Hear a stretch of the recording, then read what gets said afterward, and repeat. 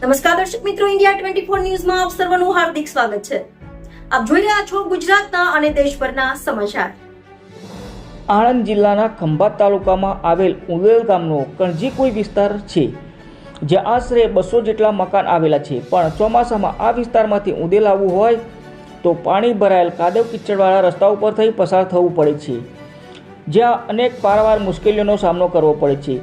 તાજેતરમાં જ આ વિસ્તારમાંથી મોતીભાઈ લલ્લુભાઈ ઝાલાનું મૃત્યુ થતાં જ જેમની સ્મશાન યાત્રા આ રસ્તેથી લઈ પસાર થતા હતા, ત્યારે કેટલીક મુશ્કેલીઓનો સામનો કરવો પડ્યો હતો. પણ એ મુશ્કેલીઓનો સામનો તો જેણે પોતાનું સ્વજન ગુમાવ્યું હોય અને આ રસ્તે થઈ સ્મશાન યાત્રા નીકળતી હોય એને જ ખબર પડે.